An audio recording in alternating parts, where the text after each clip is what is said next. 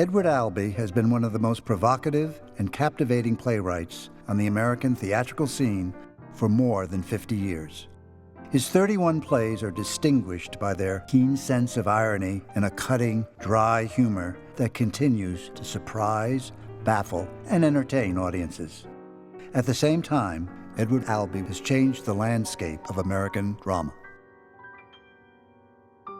He was born on March 12, 1928, right here in Washington, D.C., and was adopted 2 weeks later by Reed and Frances Albee of Larchmont, New York. It was an affluent and privileged childhood. When he was 6 years old, he made a fateful decision, not that he was going to be a writer, but that he already was a writer. The strong-minded Mrs. Albee attempted to mold her son into a respectable member of the New York social scene. Instead, young Albee defiantly mingled with artists and intellectuals and pursued that which was in his heart. While at school, he began composing macabre stories and poetry.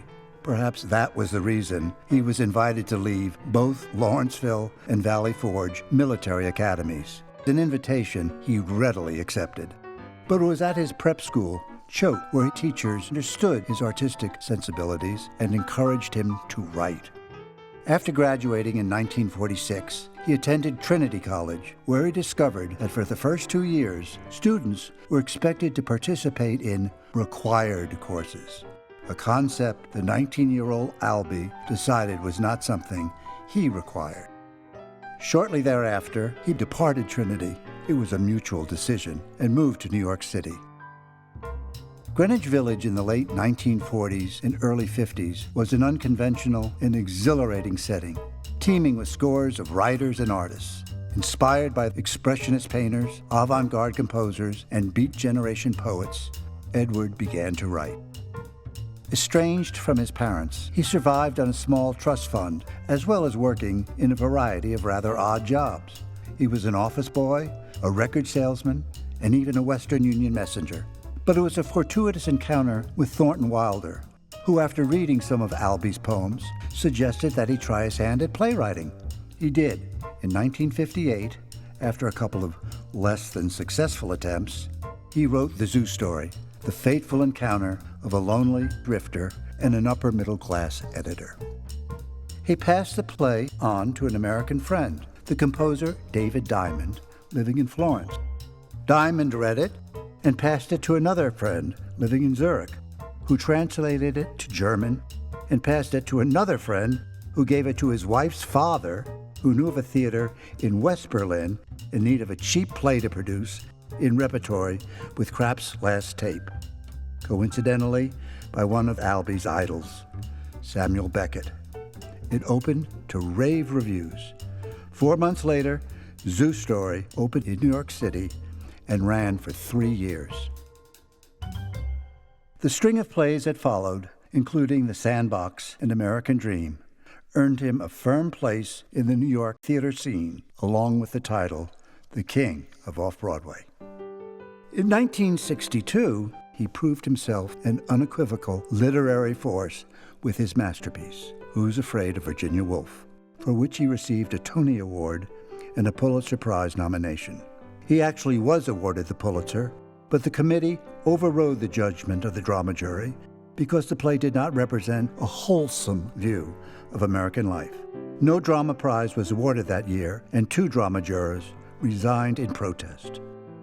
His stories of marriage, love, parenting, life and death are told through a veil of conflict, isolation, and hypocrisy.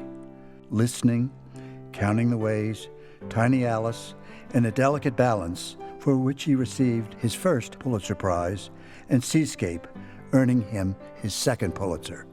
His endeavors in the 1980s, including The Lady from Dubuque and Marriage Play, did not receive the critical praise or commercial success of his earlier work, but he was never deterred from writing. Following his reconciliation with his mother in 1994, Albee wrote Three Tall Women, a riveting and deeply honest autobiographical play about his relationship with his mother, garnering his third Pulitzer Prize. In 2001, The Occupant opened off-Broadway, as did the play about the baby, receiving another Pulitzer Prize nomination. In 2002, Albee shocked audiences and critics again with The Goat, or Who is Sylvia, a play which at its core is a biting commentary on the limits of tolerance. It received the Tony Award for Best Play. And 46 years after Zoo Story, he revisited his first characters in At Home at the Zoo. If you have the opportunity to help people that you think are talented, Albee said, then it is your responsibility to do it. Anyone who doesn't live up to those responsibilities is being selfish. And so began a lifetime commitment of this established artist to encouraging the work of emerging artists. Together with producers Richard Barr and Clinton Wilder, he established the Playwrights Unit, which encouraged the early work of playwrights such as John Guare, Sam Shepard, Lanford Wilson, and Terrence McNally.